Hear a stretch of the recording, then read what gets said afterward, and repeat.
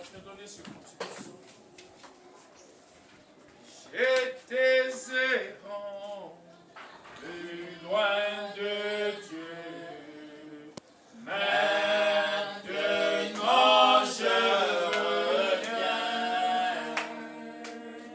La voie du péché, longtemps suivi. Seigneur, je reviens. Je reviens, je reviens. Je reviens. Tout n'est plus serré. Jésus, ouvre tes larmes. Seigneur,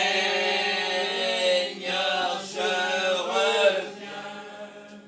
Oui, j'ai perdu beaucoup d'années. Maintenant je reviens. Je me réponds avec élan. Seigneur, je reviens. Je reviens, je reviens. Oh ouais, je reviens. On est plus serré. Jésus, ouvre tes larmes. D'amour. Seigneur, je reviens. Mon seul espoir, ma seule prière. Maintenant je reviens. Est-ce que Jésus mourrait pour moi? Seigneur, je reviens. Donateur de tout don excellent, le même hier, aujourd'hui, éternellement. Oh mon Dieu, mon roi, nous venons de te louer, nous venons de t'adorer, parce que c'est toi qui es l'auteur de l'adoration. C'est toi qui fus trouvé digne, Seigneur. Personne ne fut trouvé digne. Oh Dieu de gloire, merci Seigneur. Toi l'agneau, ce soir tu es devenu le lion, Seigneur. Oh Dieu de gloire, tu as ouvert le livre afin que nous soyons manifestés. Mon Dieu, mon roi, cet après-midi, réponds à la requête de tout un chacun. Que personne ne sorte ici tel qu'il était venu, Seigneur. Réponds à chaque sujet, à chaque inquiétude, à chaque problème, Seigneur. Parce que nous croyons, c'est toi qui as la solution à tous nos problèmes, Seigneur. Écarte l'homme du chemin, parle à mon âme, Seigneur. Nous remettons les Écritures entre tes saintes mains. Souviens-toi de notre pasteur Rocher. Bénis-le du lieu qui se trouve, Seigneur. Comble-lui également davantage. Souviens-toi de sa chère épouse, ainsi que l'Église tout entière. Reçois les acclamations au nom du Seigneur Jésus-Christ. Amen. Amen. Sans plus tarder, nous allons prendre 2 Timothée 4. 2 Timothée 4 à partir du verset 1 à 4. 2 Timothée 4 à partir du verset 1 à 4. Je te conjure devant Dieu et devant Jésus-Christ, qui doit juger les vivants et les morts, et au nom de son apparition, de son royaume, prêche la parole, insiste en toute occasion, favorable ou non, reprend son sûr, exhorte avec toute douceur et instruisant, car il viendra un temps où les hommes ne supporteront pas la sainte doctrine, des choses agréables à la sainte doctrine, mais ayant la démangeaison d'entendre des choses agréables. Ils se donneront une foule de docteurs selon leurs propres désirs, détourneront l'oreille de la vérité et se tourneront vers les fables. Amen. Veuillez prendre place. Je vous salue au nom du Seigneur Jésus-Christ. Je vous salue au nom du Seigneur Jésus-Christ. Je vais lire encore 2 Corinthiens 12, au moment que nous sommes assis, à partir du verset 13 à 14. Nous avons tous en effet été baptisés dans un seul esprit pour former un seul corps, soit juif, soit grec, soit esclave, soit libre. Et nous avons tous été abreuvés d'un seul esprit. Ainsi, le corps n'est pas un seul membre, mais il est formé de plusieurs membres. Amen. Amen. Je continue avec le sujet sur l'ordre le plus élevé. Et j'aimerais dire à quelqu'un, je suis très content d'être avec vous. Et tu dis à ton frère, tu es une bénédiction pour moi. Chacun de nous est une bénédiction de l'autre, n'est-ce pas? Je suis très ravi, comme je l'ai promis au révérend fils, d'être là à temps. Et lorsque j'ai vu le temps, j'ai filé comme ce n'était pas permis. Parce qu'il faut éviter de donner un mot, une parole et de ne pas la vivre. C'est très important de vivre la parole. Alors, nous parlons sur l'ordre le plus élevé. Cet après-midi, je veux toujours mettre le fondement. Et le dimanche, on va vraiment aller plus loin. Si Dieu peut nous aider, je sais que ça serait impossible de finir ce sujet en 3 jours. Mais ce qui compte, c'est ce que Dieu dit. La pensée de Dieu est tout suffisante pour notre vie. Une seule parole venant de Dieu règle la question. Ce n'est pas les paroles de l'homme. L'homme peut multiplier les paroles. Mais une seule parole venant de Dieu, ça règle tout. Nous parlons sur l'ordre le plus élevé. Timothée vient nous dire, il y aura un temps, les gens auront la démangeaison d'entendre des choses agréables. Les gens aiment les mystères. Les gens aiment des choses qui sont dures. Mais les petites choses, c'est impossible de les vivre. Comment vivre les choses glorieuses et ne pas vivre les ABC? La chrétienté, c'est vivre toute la parole. En Éden, c'était une simple écriture qui était brisée. Et vous croyez toute la parole. Mais une mauvaise interprétation de la parole a amené le chaos. Alors vous remarquez, le péché de l'Éden avait mis l'homme dans des troubles. L'homme ne reconnaissait plus l'adorer. L'homme ne reconnaissait plus qui était son créateur. La preuve en est, l'homme qui avait la maîtrise de la terre, l'homme qui était Dieu sur la terre, l'homme qui gouvernait était maintenant inférieur à l'animal. L'homme avait maintenant peur du lion. L'homme avait maintenant peur des cafards. Il y a même des sœurs remplies de cet esprit. Il voit un cafard sur le lit et il saute. Ah, mais qu'est-ce qui ne va pas? C'est un simple cafard. Elle voit la souris dans la maison et il saute. Mais cet esprit est que wapi. C'est la preuve que tu n'as pas encore retrouvé ta position. Parce que la peur, frère Bonhomme dit, c'est un fléau. La peur, c'est un fléau. La peur, c'est un frein pour manipuler le feu divin.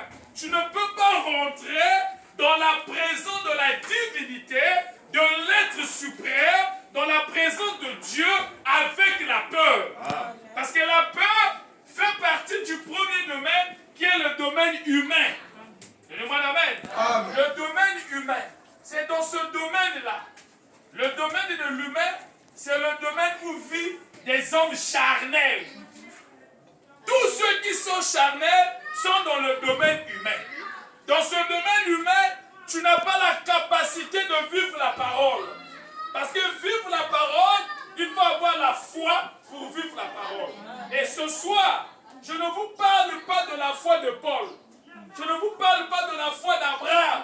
Je ne vous parle pas de la foi au cours des âges, mais je vous parle de la foi d'aujourd'hui. La foi d'aujourd'hui, c'est ce que Dieu a fait aujourd'hui. Donnez-moi l'amen. Parler de Paul, c'est bien, mais cela n'amène pas en vous la foi de l'enlèvement. Si je parle de Paul toute une journée, on aura les résultats de midi. Donnez-moi l'amen. Ce soir, on a besoin des résultats du temps du soir. Le message du temps du soir produit les résultats du temps du soir. Le message de midi produit les résultats de midi. Alors, qu'est-ce qu'il faut pour rentrer dans la dimension du message message du temps du soir, il faut faire appel au 7e témoin, qui n'est que le 7e messager, William Marion Branham. Parce que celui qui détient le programme du temps du soir, c'est lui qui nous a prêché l'ordre le plus élevé. Parce que lorsque Adam était en Éden, Adam était l'ordre le plus élevé de l'Éden. Tout passait par Adam. Même lorsque Dieu descendait, il ne pouvait pas se communiquer à Ève. Dieu n'en avait pas besoin de Ève, mais Dieu avait besoin de Adam. Quand Dieu descend dans ce âge glorieux, Dieu a besoin de William Marion Branham. Donnez-moi l'amen. Il doit parler à Branham et Branham parle à l'épouse. Donnez-moi l'amen. L'ainsi dit le Seigneur, l'ainsi dit l'Éternel, vient à travers un prophète. C'est lui l'ordre le plus élevé. Donc l'ordre le plus élevé, c'est le Saint-Esprit. Le Saint-Esprit, c'est l'ordre le plus élevé numéro 1. Je donne les définitions parce que le mercredi, j'étais en retard. J'ai prêché comme ça là. Il fallait garder l'onction. L'ordre le plus élevé, c'est le Saint-Esprit. De toutes choses sur la terre, il n'y a pas quelque chose au-dessus du Saint-Esprit. Tout genou fléchit. Tout genou ne fléchit pas au corps humain, mais ça fléchit devant l'esprit supérieur. Donc l'esprit supérieur, c'est Dieu lui-même. Donnez-moi l'amen. C'est l'esprit qui marcha sur les eaux. Lorsqu'il n'y avait rien sous la terre, le grand esprit Jéhovah, c'est cet esprit supérieur-là.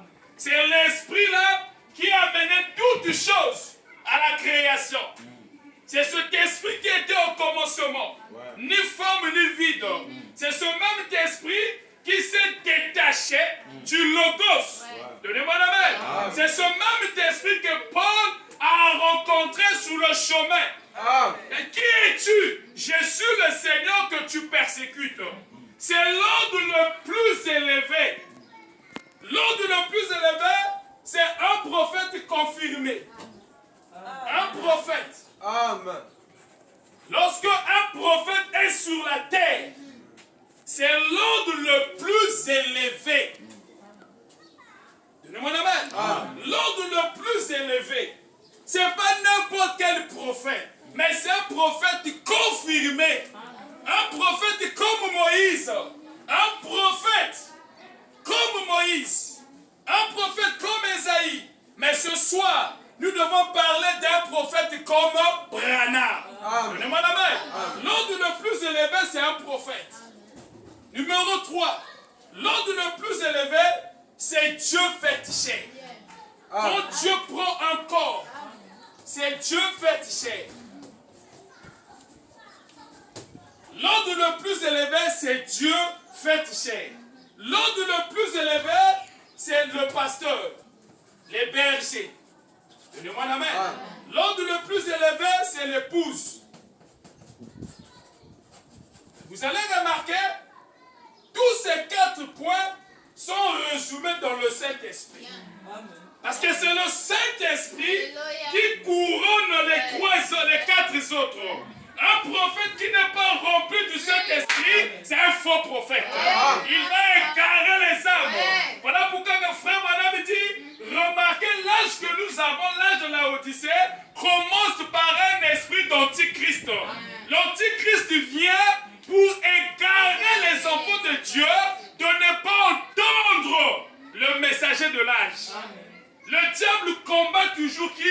Le prophète. Parce que le prophète, c'est l'ordre le plus élevé de la terre. Donc sur la terre, il n'y a pas l'ordre le plus élevé en dehors du prophète. Et au moment que nous parlons, nous sachons l'ordre le plus élevé pour nous, qui croyons au message du temps du soir, c'est William Marion Branham. Donc écarter Branham du chemin, c'est l'aveuglement. Écarter Branham du chemin, tu es candidat officiel de l'enfer. J'aimerais dire à quelqu'un, l'expiation véritable ne vient que par la voix du 7e ange. Lorsque le 7e ange commence à proclamer son message, pas pas n'importe quel message, mais les sceaux. Donnez-moi la main. Lorsqu'il proclame son message, c'est à ce moment-là, l'expiation se fait dans l'épouse. Donc, il est l'ordre le plus élevé. Est-ce que je peux avoir un amen? Il est l'ordre le plus élevé. Votre naissance naturelle nous fait naître en dehors de ce ordre-là. Parce que tous, nous sommes nés pécheurs. Donnez-moi la main. Le péché de l'Éden a souillé toutes choses. Mais il a fallu un sacrifice. Or, nous croyons, tous les sacrifices ne pouvaient pas apporter le péché. L'ordre était embrouillé. L'homme ne reconnaissait plus Dieu dans une chair. Bien-aimé, la plus grande révélation, c'est de voir Dieu incarné. Quand Dieu ouvre les yeux, tu vois Dieu dans un homme, ta vie doit changer. Donnez-moi la main. Quelque chose doit se passer dans ta vie. Voilà pourquoi je parle à quelqu'un. J'ouvre une parenthèse. Quand tu as la révélation de qui Dieu est, de qu'est-ce que Dieu fait dans ta vie, tu vas commencer à travailler pour l'œuvre de Dieu. Donnez-moi la main. Un chrétien né de nouveau n'est pas négligent. N'attendez pas toujours que le pasteur décide de faire ceci. Chacun de nous, la main dans la pâte, peut rendre cette place meilleure. S'il y a une belle église pour vous, c'est ici. Donnez-moi la main. La madame me dit, si vous voulez faire quelque chose pour Dieu, faites-le bien. Sinon, ne le faites pas. Imagine que nous pouvons prêcher ici. Le mercredi à 19h, il y avait l'obscurité. Je ne voyais pas presque. Mais avec toutes ces choses que nous avons, la révélation se matérialise. Donnez-moi la main. La connaissance, c'est bien. Mais la connaissance, la lumière, doit devenir des actes posés. Donnez-moi la main. Nous devons montrer à Dieu que nous l'aimons. En faisant quoi? En rendant le temple meilleur. Nous sommes bénis. Mais l'homme ne connaît pas sa position. Voilà pourquoi Dieu envoyait William Marion Branham avec la lumière au temps du soir pour ramener l'épouse à connaître ce qu'elle est. Bien aimé, il y a des grandes églises dans Brazzaville. On ne prêche pas ces choses que le pasteur vous prêche. Des très grandes églises où on se dit à des docteurs, j'aimerais dire à quelqu'un, le troisième poule n'a pas de spectacle public. Quand Dieu se manifeste, c'est dans la douceur. C'est sans bruit. C'est sans sensation. Là où il n'y a pas un Dieu vivant, les gens mettent des sacrifices. Ils arrivent à mettre des dents. Qu'est-ce qui manque à vous de rendre cette église-là meilleure? Donnez-moi la main. Donnez-moi la main. Je prêche comme cela. Parce que je ne vois pas un invité dans l'église. Moi, je suis chez moi. Ça, c'est ma maison. Voilà pourquoi je profite de le dire à une âme. Parce que lorsque la parole est prêchée, tout le monde peut dire Amen.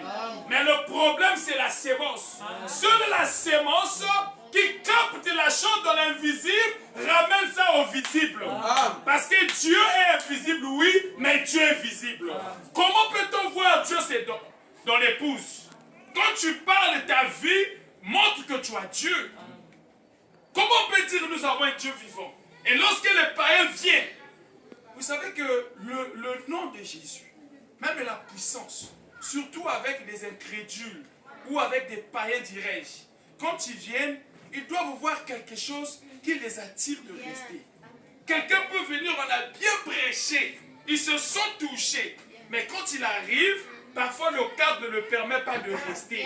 Il y a des gens qui aiment des choses qui frappent l'œil. Commencez à travailler ici. Commencez à rendre cette chair meilleure.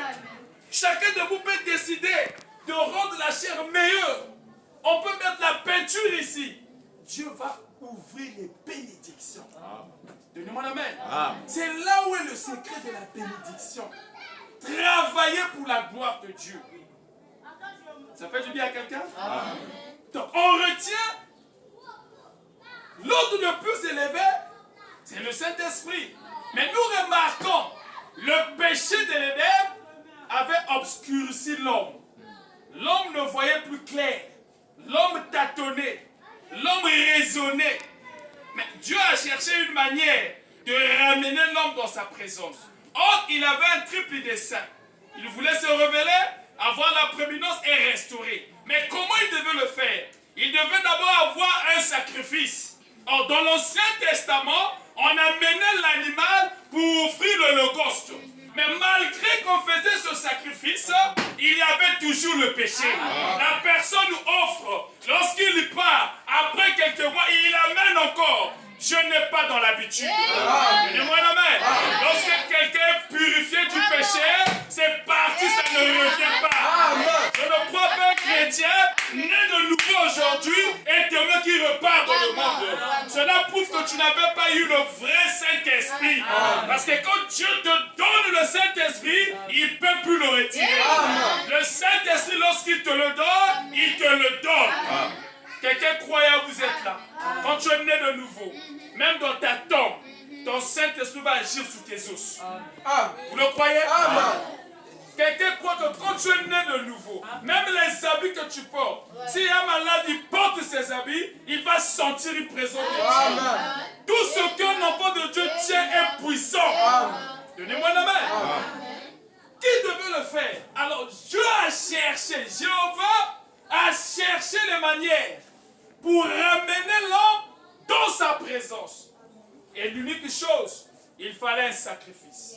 Et ce sacrifice devait avoir ni défaut. Un sacrifice parfait.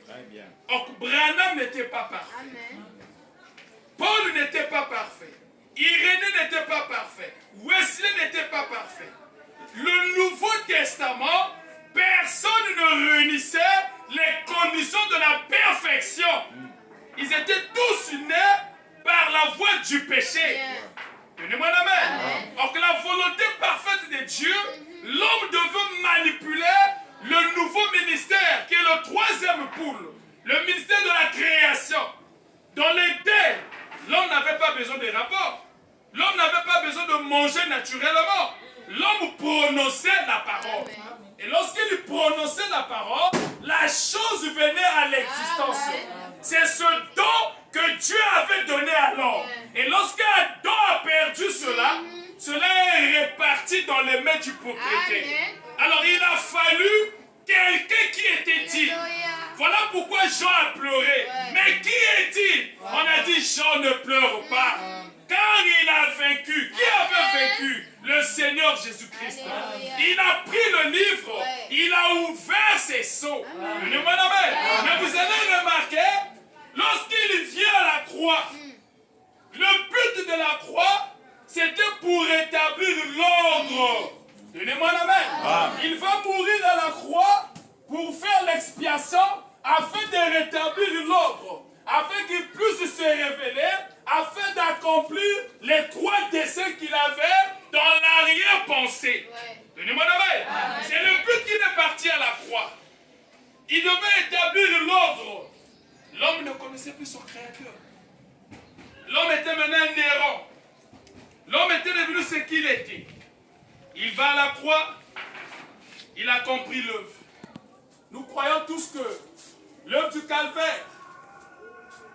Donnez-moi la main. Il va à la croix. Le but, il voulait se révéler. Il voulait avoir la prééminence. Mais comment il devait se révéler? Il fallait que Dieu devienne qui? Un homme. Un esprit va se révéler comment? Il a besoin d'un corps. Et lorsqu'il prend un corps, ce corps devient l'ordre le plus élevé. Pourquoi cet ordre est l'ordre le plus élevé, ce corps? Parce que ce corps serait logé de la divinité. C'est la divinité qui amène le pardon des péchés. C'est la divinité qui amène l'homme à être supérieur. Donnez-moi la main. Il ne pouvait pas le faire sans prééminence. Rétablir l'ordre le plus élevé. Voilà pourquoi il envoya premièrement ses prophètes. Il envoyait les prophètes. Il envoyait les prophètes. Mais les gens de cet âge n'avaient pas la révélation. Parce qu'ils étaient encore voilés. Le domaine humain empêchait à l'homme de saisir la chose. Donnez-moi un amen. Le domaine humain. Or, Dieu veut que l'homme quitte ce domaine pour vivre dans le domaine de la révélation. C'est le domaine de la révélation qui amène l'homme à voir Dieu au temps présent. Tant que tu es dans ce domaine-là, tu ne pourrais pas voir Dieu. Tu ne pourrais pas comprendre Dieu. Tu seras un enthousiasme. Tu vas prêcher les gens parce que l'autre a déclaré. Toi, sans expérience, tu vas déclarer. Tu vas écouter la bonne, elle dit ceci.